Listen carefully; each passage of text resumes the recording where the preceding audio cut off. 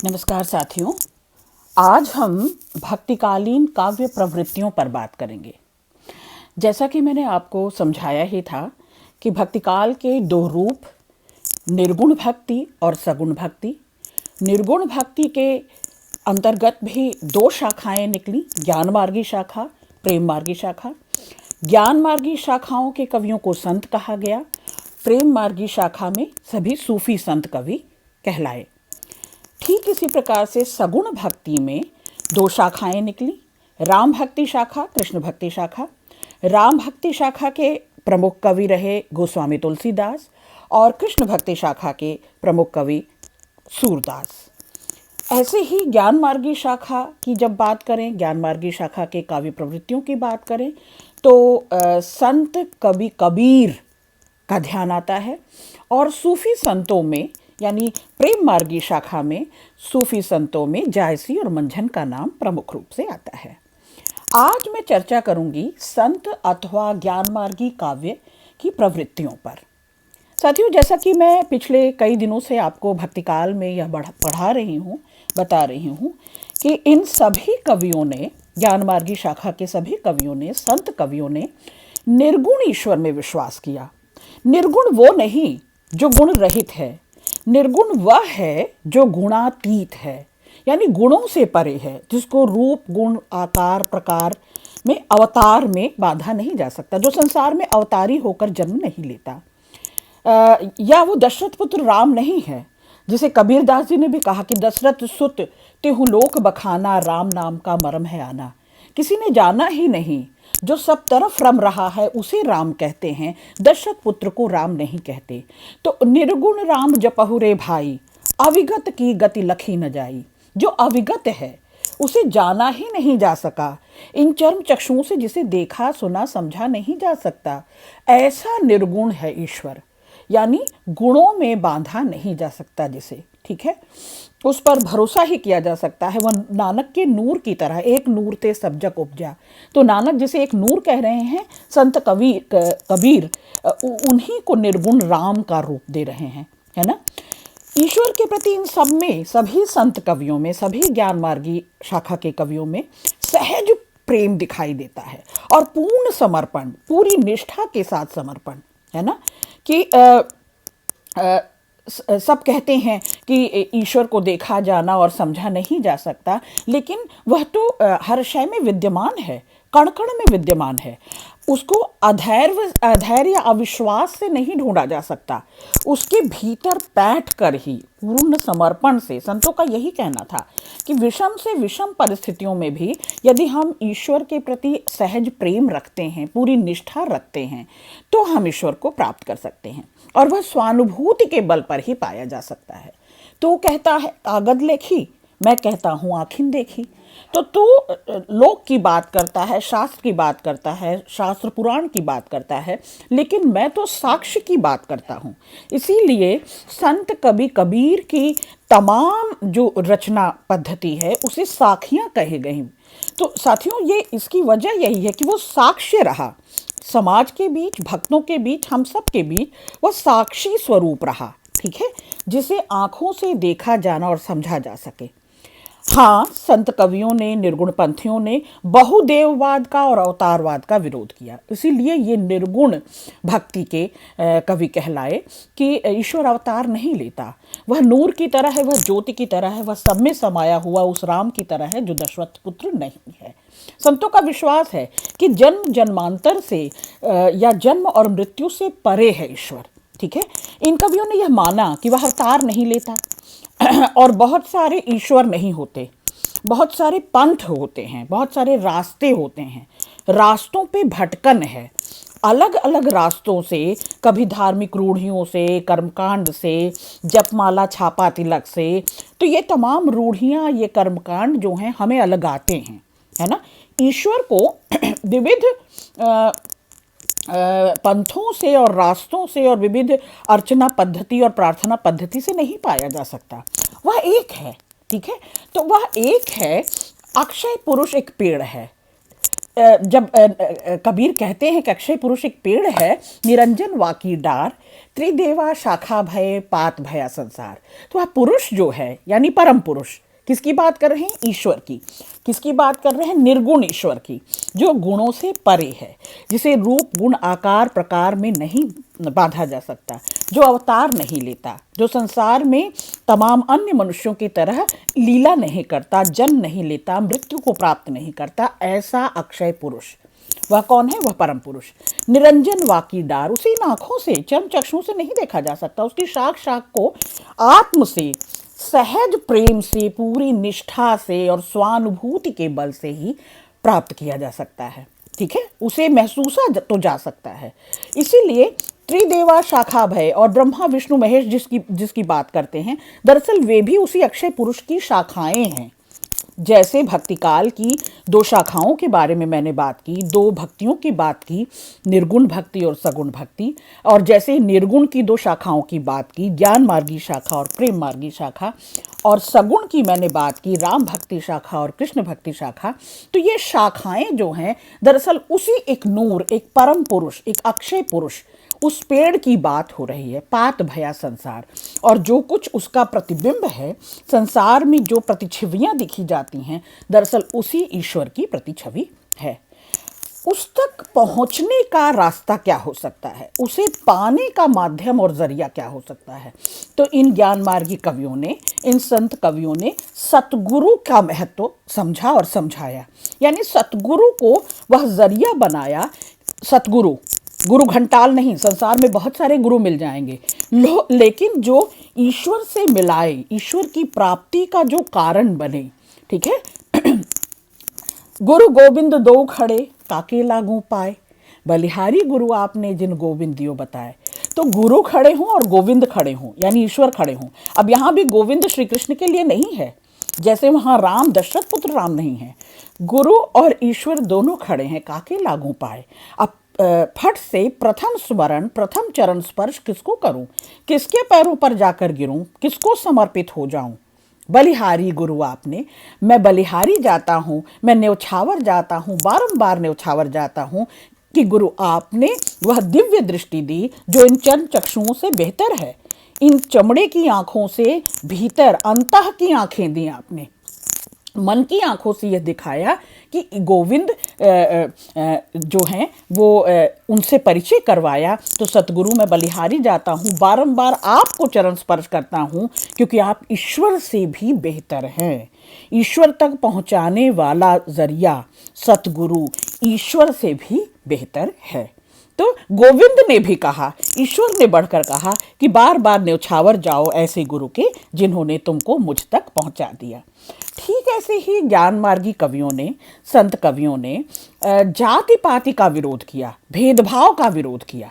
सभी संतों ने वर्ग भेद को मिटाने के लिए, वर्ण भेद को मिटाने के लिए, समाज में जो ऊंच नीच है, लगातार अपने धर्म की प्रतिष्ठापना में, अपने धर्म के प्रचार में, धर्म क्या रिलीजन नहीं, सिर्फ धर्म क्या उत्तरदायित्व बोध, धर्म क्या कर्म, धर्म जिम्मेवारी। जाति न पूछो साधु की, पूछ लीजियो ज्ञान। ठीक है, तो साधु जो संत स्वभाव का है, जो सदकल्याण में रहता है, जो लोक कल्याण में रहता है, जो अपनी छोड़ अपनों की सुनता है, जो अपनों की फिक्र में रहता है, उसे संत कहते हैं। ऐसे संत की, ऐसे साधु की जाति न पूछो, वह किसी भी वर्ग और वर्ण और जाति में पैदा हुआ हो, लेकिन अगर वह ईश्वर की प्राप्ति कराता है, वह सद्गुरु है, वह सच्चा गुरु है, और जो चर्म चक्षु के स्थान पर अंतः चक्षु खोल देता है, वह तो संत ही हो सकता है, साधु ही हो सकता है। इसलिए जाति का इतना महत्व नहीं है। भगवत भक्ति में, ईश्वर की भक्ति में जाति का महत्व नहीं है। हरि को भजे सो हरि का होई, जो हरि के करीब है, जो ईश्वर के करीब है, जो ईश्वर की प्राप्ति करवाता हो, वह हरिजन है, ईश्वर का व्यक्ति है। और ऐसे व्यक्ति को हम छूत अछूत या वर्ण वर्ग इन भेदभावों से परे मानते हैं, जाति पात से परे मानते हैं। तो साथियों, आपको मैंने पहले भी ये पढ़ाया है, पिछली कई क्लासेस में आपको ये समझाया है कि जाति का, वर्ग का, वर्ण का ये भेदभाव, इस सबका खंडन करते हैं तमाम ज्ञान मार्ग की शाखा के कवि, तमाम संत कवि। ये भेदभाव का विरोध करते हैं, जाति का विरोध करते हैं, और इसी तरह विरोध और निषेध की कड़ी में ही वे रूढ़ियों और आडंबरों का भी विरोध करते हैं। प्रायः आपने देखा सभी संत कवियों ने मिथ्या आडंबर जो हैं, जो तमाम समाज में और परिवार, घर परिवार में प्रचलन में उस समय अंधविश्वास थे, उनकी कटु आलोचना की है। तमाम रूढ़ियां जो आपके पैर को पकड़ती हैं, जकड़ती हैं, जो आपके विकास के मार्ग में बाधक हैं, जो साधना के मार्ग में बाधक हैं, जो ईश्वर की प्राप्ति के मार्ग में बाधक हैं, और जो मनुष्य का मनुष्य से भेद कराती हैं, ऐसे तमाम कर्मकांड, तमाम रूढ़ियां और तमाम अंधविश्वास जो है, इनकी तो कटु आलोचना होनी चाहिए। तो तत्कालीन समाज में सिद्धों और नाथपंथियों से दरअसल ये प्रभावित लोग जो मूर्ति पूजा में जुटे हुए थे, जो धर्म के नाम पर हिंसा कर रहे थे, बलि चढ़ाना, बलि प्रथा, या जो धर्म के नाम पर तीर्थ, भजन और कीर्तन और व्रत, रोजा, उपवास, नमाज, हज, तो ये तमाम विधि विधान जो हैं वे मनुष्य का मनुष्य से भेद कराते हैं, अलगाव कराते हैं। और भक्ति लगाव की विधा है, लगावट की विधा है, अपनेपन की, है ना, जो आत्मीय कर दे, जो लबालब कर दे, जो सराबोर कर दे, भक्ति तो वो है। तो तमाम विधि विधान जो हैं, या बाहरी आडंबर जो हैं, या जाति पाति जो है, ये सारे भेदभाव मनुष्य को मनुष्य से तोड़ते हैं। फिर वो चाहे हा से हिंदू हो या म से मुसलमान। एक तरफ घंटे घड़ियाल बजाता है हिंदू और जोर जोर से शोर मचाता है और जपमाला छापा तिलक करता है, और दूसरी तरफ नमाज पढ़ता है, अल्लाह को बहुत जोर से पुकारता है। उसे जोर से पुकारने की जरूरत नहीं, माँ से मुसलमान। तो ये हा और माँ को तोड़ने की कवायद है, और इससे हमें दूर होना है। भक्तिकालीन कवियों की ये प्रोग्रेसिवनेस जो है, दरअसल ये प्रगतिशीलता है। और भक्तिकालीन कवियों में भी मैं विशेष तौर पर आपको ज्ञानमार्गी शाखा के संत फकीरों और कबीर की बात करूंगी। तमाम संत कवियों ने ये निषेध, ये खंडन, ये विरोध, दरअसल ये प्रगतिशीलता की सबसे पहला, जिसे कहते हैं, मैं बीज कहती हूँ इसे, आधुनिक बोध का बीज कहती हूँ इसे, ये बीज उन्होंने डाल दिया। और जब डटकर विरोध करते हैं ना, जब ये साहस करते हैं, जब ये जोखिम उठाते हैं, क्या बकरी पाती खात है ताकि काढ़ी खाल, जे नर बकरी खात हैं तिनको कौन हवाल, है ना। यानी जो हिंसा पर उतारू हैं, बकरी घास पात खाती है पर उसकी खाल तो देखो, माने उसको सेंसिटिव नहीं है, वो सचेत तो है, लेकिन वो जिसको कहते हैं ना, क्या संवेदनहीन है। ठीक ऐसे ही जो मनुष्य बकरी को खाते हैं वे तो और संवेदनहीन हो जाएंगे। उदाहरण के साथ कबीर ये बात करते हैं। दरअसल ये उक्ति जो है, ये साखी जो है, दरअसल उदाहरण पर है। क्या कि बकरी पाती खात है ताकि काढ़ी खाल, काढ़ी मतलब गाढ़ी मोटी खाल है, और जो नर बकरी खाते हैं ताको कौन हवाल, तो उनकी तो क्या ही हालत होगी, उनकी तो क्या ही स्थिति होगी। ऐसे ही कबीर एक और दृष्टांत देते हैं, काकर पाथर जोड़ के मस्जिद लई बनाए, ताचड़ मुल्ला बांग दे, जैसे मुर्गा बांग देता है सुबह सुबह, तो मुल्ला बड़े जोर कंठ में क्यों पुकारता है अल्लाह अल्लाह। बहरा हुआ खुदा है क्या? ईश्वर को, क्या खुदा को बहरा समझते हो? क्योंकि उसे तो चींटी के पग नेउर बजे तभी वो भी ईश्वर सुनता है। जो चींटी के पग में पजेब बजती है, जो धुन निकलती है, चींटी के पर की आहट को भी, पैर की आहट को भी खुदा सुनता है। तो सबके मन की सुन रहा होता है। तो उसे जोर से पुकारने की, घंटा घड़ियाल बजाने की, जपमाला छापा तिलक करने की, इस सब से ईश्वर नहीं मिलता। देखिए, और ठीक ऐसे ही संतों ने भी कहा, जपमाला छापा तिलक सरने को काज, कोई काम उससे नहीं बनता कि बहुत बड़ी बड़ी कंठी पहन ली, गेरुआ वस्त्र पहन लिया, तिलक लगा लिया, चंदन धारण कर लिया, मोटी मोटी माला पहन ली, इससे ईश्वर प्रसन्न नहीं होता। ठीक है, मन कांचे नाचे वृथा, और मन जो है बेचैन होकर नाचे वृथा, बेहद व्याकुल और बेचैन रहता है, नाचता ही रहता है 84 लाख योनियों में। ठीक है, तो जप माला छापा तिलक सरने को काज, मन काचे नाचे वृथा, साचे राचे राम। ईश्वर राम, वह जो दशरथ पुत्र नहीं है, जो निर्गुण राम है, जो सर्वत्र रमते हैं, जो राम हर शय में विद्यमान है विराम, साचे सच पर, सच की प्रतीति पर, सत्य पर, समर्पित भाव पर, प्रेम पर, निश्चल प्रेम पर वे लुब्ध होते हैं, वे मोह लेते हैं, वो मोह जाते हैं, वो प्राप्त होते हैं, ईश्वर खुश होते हैं सत्य पर, सत्य की जीत पर।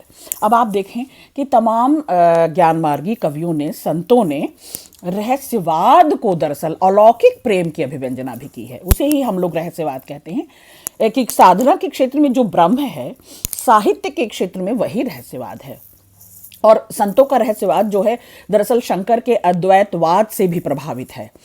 कबीरदास जी जब कहते हैं, जल में कुंभ, कुंभ में जल है, बाहर भीतर पानी, फूटा कुंभ जल जल ही समाना, यह तत्व कह गए ज्ञानी। तो जल में कुंभ है, कुंभ में जल है, वही परम तत्व सब में विद्यमान है। ठीक है, ये कुंभ है, ये शरीर और कुछ नहीं, घड़े के समान है। और वो कहाँ व्याप्त है? ईश्वर जो है, जो परम सत्य है, जो परम तत्व है, वो हम सब में विद्यमान है। ठीक है, सो अहम अहम ब्रह्मास्मि।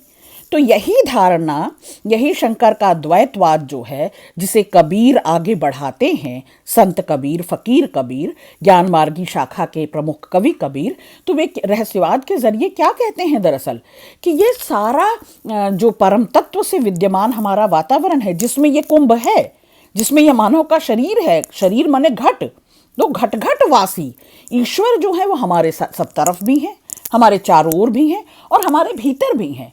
जैसे ही ये शरीर की बाधा खत्म होती है, यानी जैसे ही शरीर समाप्त होता है, फूटा कुंभ है ना, ये घट जो है, ये घड़ा जो है, जैसे ही फूटता है, जल जल ही समाना, वह परम तत्व में हमारा तत्व जो है, यानी मैं और वह दोनों एक हो जाते हैं। फूटा कुंभ जल जल ही समाना।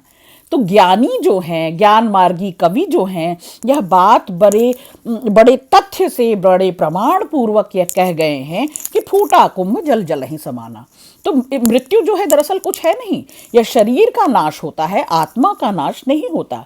और यह शरीर फूटकर, दरअसल यह शरीर टूटकर, समाप्त होकर उसी परम तत्व में विलीन हो जाता है। तो साथियों, आप देखें कि प्रेम भी बड़ा अलौकिक, प्रेम की बड़ी मार्मिक उक्तियां हैं, बड़ी अलौकिक उक्तियां हैं ज्ञान मार्गी कवियों में, संत कवियों में। संत काव्य में आप श्रृंगार रस को देखेंगे, शांत रस को भी देखेंगे, और प्रणय की तमाम अवस्था, प्रणय की वैसे दो अवस्था बहुत जरूरी अवस्था है, क्या? संयोग और वियोग, दोनों का बड़ा कलात्मक चित्रण, वर्णन होता है। कुछ उपदेशपरक सूक्तियां भी हैं जहां शांत रस की व्यंजना होती है, और उपदेशों में कहीं कहीं संत कवियों का स्वर बड़ा कर्कश भी हो जाता है, क्योंकि वे निषेध भी करते हैं ना, विरोध भी तो करते हैं, खंडन भी तो करते हैं।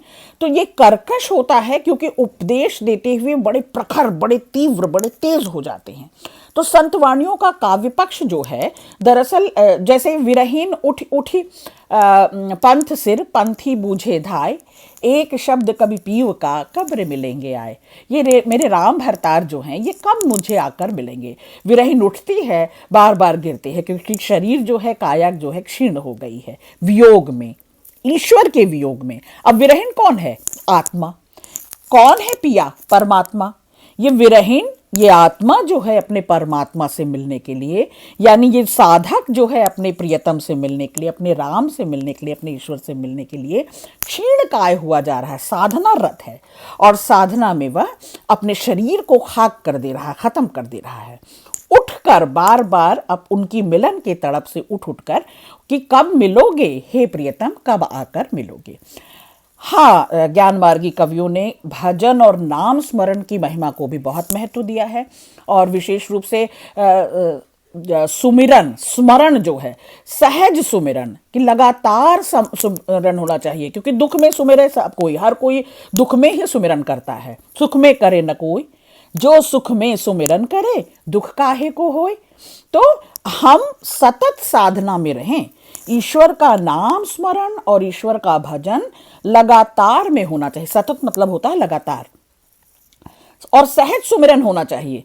सप्रयास बलपूर्वक प्रयत्नपूर्वक सुमिरन नहीं होता, और बुद्धि और विवेक से भी सुमिरन नहीं होता। ध्यान रखें, ज्ञान मार्गी कवियों ने बहुत बढ़िया बात कही है वे ज्ञान मार्गी, पर तर्क को, विवेक को, ज्ञान को, बुद्धि को, मस्तिष्क को हृदय से नीचे देखते हैं। आप याद देखें, पोथी पढ़ी पढ़ी जगमुआ, पंडित भया न कोय, ढाई आखर प्रेम का, पढ़े सो पंडित होए। तो प्रेम जो है लबालब है, प्रेम सराबोर करता है। तमाम संत कवियों में कवि प्रेम में डूबे हुए हैं। और वे क्या कहते हैं?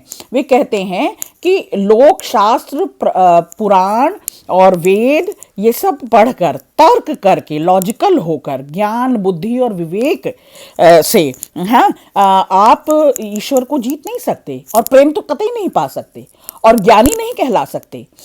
पोथी पढ़ी पढ़ी जगमुआ, ये तमाम शास्त्रार्थ करते हुए, तमाम तर्क शास्त्र और लोक शास्त्र और वेद पुराण पढ़ करके पंडित भया न को। यहाँ पंडित जो शब्द जो है, ये संबोधन दरअसल ज्ञान, ईश्वर का ज्ञान, उस परम तत्व का, उस परम सत्य का ज्ञान पोथी पढ़ के नहीं आएगा। तो कैसे आएगा? ढाई आखर प्रेम का, पढ़े सो पंडित हुए। बस ये सहज संवेदना, सहज सद्भाव, सहज प्रेम, सहज भक्ति, सहज सहज सहज सब कोई कहे, सहज न चिन्हे कोई। कोई सहज को चिन्हता ही नहीं, पहचानता ही नहीं। सहज की बात सब करते हैं। इसी सहजता को स्थापित किया है भक्त कवियों ने, संत कवियों ने, ज्ञान मार्गी कवियों ने। सहजता को स्थापित करते हुए दरअसल वे लोक संग्रह की भावना को भी स्थापित कर रहे हैं। और देखिए, कहते हैं कि पूरा संसार मर जाता है, समाप्त हो जाता है, क्या करके? शास्त्रार्थ करके, तर्क करके, ज्ञान लगाकर, बुद्धि लगाकर, दिमाग लगाकर। पर प्रेम से तो वो लुब्ध होता है ना, वो जो परम सत्य है वो प्रेम से ही रीझ जाता है। तो उसे तो बस ढाई आखर पढ़ने की ज़रूरत है, सद्भाव पढ़ने की ज़रूरत है, मानवता पढ़ने की ज़रूरत है ना। ईश्वर को पहचानने के लिए, ईश्वर को पाने के लिए, ईश्वर के प्रेम को प्राप्त करने के लिए, उसके नैकट्य के लिए, उसकी नज़दीकी पाने के लिए तो प्रेम ही पर्याप्त है। और वो ढाई आखर है, प्यार, प्रेम, ढाई आखर, पढ़े सो पंडित हुए। तो वे कहते हैं हमें तो ज्ञानी, ज्ञान मार्गी कवि कहते हैं, हमें तो ज्ञानी वही प्रतीत होता है जो ये ढाई आखर पढ़े हो, लोक पुराण, वेद पुराण, शास्त्रार्थ भले न करना जानता हो, प्रेम की बोली भाषा पहचानता हो। अच्छा, आप ये देखें कि दरअसल माया को जो है वो ठगनी के रूप में, माया जो है यानी सांसारिक वासना, सांसारिक लोभ, सांसारिक मोह, भौतिक वस्तुएं लुभाती हैं, ललचाती हैं, बांधती हैं, है ना, भटकाती हैं, ज्ञान के मार्ग में भी, भक्ति के मार्ग में भी। तो ये जो सांसारिक वस्तुएं हैं, भौतिक वस्तुएं हैं, वासना है, लोभ है, लालच है, कामना है, 99 का फेर है, यह सब जो है दरअसल उस नारी के समान है, उस माया ठगनी के समान है जो मनुष्य को भरमाती है, लोभती है, ठगती है, ललचाती है, और भक्ति के मार्ग से, ज्ञान के मार्ग से और ईश्वर की प्राप्ति के मार्ग से भटका देती है। तो जो स्त्री पतिव्रता है, यानी जो अपने प्रेमी के प्रति, ईश्वर के प्रति प्रेमी कौन है? परम पुरुष। तो उस परम पुरुष प्रेमी के प्रति जो समर्पित भाव से है, जो पतिव्रत यानी निष्ठ, एक निष्ठ है, निष्ठा और समर्पण आप देखें कि उसी एक को मानती है, अद्वैत को मानती है, जो ईश्वर के विविध रूपों को नहीं मानती, जिसका एक ही भरतार है, जिसका एक ही प्रेमी है, वो पतिव्रता कहलाती है। तो पतिव्रता मैली भली, काली, कुचित, कुरूप, वह बदसूरत सही, वह असुंदर सही, वह काली और कुरूप सही, लेकिन पतिव्रता है भली। उसे सद्गुणों से, उसे शत शत गुणों से नवाजा जाना चाहिए, क्योंकि वह पतिव्रता है, एक निष्ठ है, वह एक भरतार को मानती है, एक प्रेमी को मानती है, उस परम पुरुष को मानती है, अद्वैत को मानती है। ज्ञान मार्गी कवियों ने ऐसी स्त्री को पतिव्रता कहा है, और माया को महाठगनी कहा है। अभी मैंने आपको बताया कि संसार में जितनी स्त्रियां वासना से जुड़ी हुई हैं, लोभ से जुड़ी हुई हैं, लालच से जुड़ी हुई हैं, या भक्ति के मार्ग में जो अवरोध पहुंचाती हैं, रुकावट पहुंचाती हैं, या जो संसार से ही बांधे रखती हैं, है ना, जो प्रगतिशील होने नहीं देती, जो ज्ञान और भक्ति के मार्ग पे लगने नहीं देती, जो साधना में जुटने नहीं देती, ऐसी स्त्रियों को उन्होंने दरअसल भुजंग, सर्पिणी कहा है, सांप से भी खतरनाक कहा है। और क्या कहा? ऐसी नारी की झाई परत अंधा होत भुजंग, जो संसार में बांधे रखती हैं, इस मकड़ जाल में बांधे रखती हैं, जो आपको साधना मार्ग पे नहीं लगने देती, जो भौतिक चकाचौंध में बांधे रखती हैं, है ना, जो केवल आकर्षण करती हैं, लोभ लेती हैं, लालच देती हैं, ऐसी स्त्रियां तो नारी की झाई परत, ऐसों की तो परछाई भी देखकर अंधा होत भुजंग, भुजंग जैसा विषैला यानी सर्प जैसा विषैला जीव भी अंधा हो जाए ऐसी स्त्री की के दर्शन कर। और कबीरा तिनकी कौन गति, जो नित नारी के संग। तो कबीरदास कहते हैं, कबीरदास दरअसल स्त्री विरोधी नहीं है, बहुत ध्यान से इसे समझिएगा और नोट करिएगा। कबीरदास स्त्री विरोधी नहीं है, लेकिन ऐसी स्त्री जो साधना के मार्ग में अवरोध रखती है, जो संसारिकता से बांधे रखती है, जो विषय वस्तुओं से बांधे रखती है, जो सांसारिक चकाचौंध से बांधे रखती है, जो माया का रूप है, जो ठगनी का रूप है, जो केवल लोभ वासना और कामना से बांधे रखती है, ऐसी स्त्री की तो छाया पड़ते ही भुजंग भी अंधा हो जाए। फिर मनुष्य की क्या गत होगी? जो नित नारी के संग, जो ऐसी स्त्री के साथ लगातार रहता हो, वह तो कभी भी साधक नहीं हो सकता, भक्त नहीं हो सकता, संत नहीं हो सकता। ठीक है, तो आज आपने ज्ञान मार्गी शाखा की, निर्गुण भक्ति की पहली शाखा ज्ञान मार्गी शाखा की काव्य प्रवृत्तियों को जाना, समझा। मेरे साथ भाषा पर भी थोड़ी बात कर लो। दरअसल इनकी भाषा जो है मुक्तक शैली में लिखा गया, गेय जिसे गाया जा सके, जहां लय हो, ताल हो, तुक हो। साखियों को देखिए आप, नानक को भी पढ़ें, कबीर को पढ़ें, तो यहां तुक है, ताल है, संगीत है, एक तरह की गेयता है ना, जिसे गाया जा सके, ऐसी शैली विद्यमान है। मुक्तक शैली यानी बहुत छोटी छोटी क्षणिकाएं हैं, छोटी छोटी साखियां हैं, दोहा है ना, मुक्तक है जिसमें पूरी भावात्मकता मिलेगी, पूरी संगीतात्मकता मिलेगी, और भाषा बड़ी कोमल है। और जैसा कि मैंने आपको पहले व्याख्यान में भी बताया है कि भाषा की दृष्टि से भक्ति काल में बहुत कल्याण हुआ। क्षेत्रीय भाषाओं को मौका मिला, महत्व मिला। क्षेत्रीय भाषाओं में तमाम भक्तों ने अपने अपने क्षेत्रों से अपनी बोली और भाषा में लिखना शुरू किया, और वो भाषा की गरिमा को, भाषा के क्या कहते हैं, पारदर्शिता को, और भाषा का जो गंवईपन है, जो मिश्रित रूप है, जो कोमल है और जो आत्मीय है, ऐसे रूप को भी पूरे गीत माधुर्य के साथ इन पदों में हम देख पाते हैं। तो भाषा की दृष्टि से भक्तिकालीन, चाहे वो साखी हो, दोहा हो, चौपाई हो, तमाम शैलियों का प्रयोग किया गया है। जब कबीरदास जी कहते हैं, मसी कागज छुयो नहीं, कलम गए हो नहीं हाथ, न मैंने कभी स्याही छुई न कागज छुआ, और कभी हाथ में कलम तक नहीं उठाई। ठीक, लेकिन ईश्वर की महिमा को स्याही और कलम और कागज से लिखा भी नहीं जा सकता। उसका गुणगान जो है, जो निर्गुण ईश्वर है, उसके गुणगान के लिए तो यह सब कुछ अपर्याप्त है। तो लेकिन इन लोगों ने अपने व्यवहारिक ज्ञान को दरअसल बहुत महत्व दिया है। जो अनुभव कमाया उन्होंने संसार से, उसको महत्व दिया है, और उस अनुभव पर ही जो कुछ भी बटोरा वह साझा किया भजन में, कीर्तन में, चौपाइयों में, दोहों में, साखी में, छोटे छोटे मुक्तकों में। और ये तमाम निर्गुण पंथी, ये तमाम संत कवियों ने दरअसल इसी तरह की पद शैली, दोहा, चौपाई लिखकर आवाम को, जनता को और उसके दुख सुख को साझा किया पूरे संसार के साथ। तो भक्ति काल की एक काव्य रूप निर्गुण भक्ति के ज्ञान मार्गी शाखा की काव्य प्रवृत्तियों के बारे में आज आप लोगों ने जाना।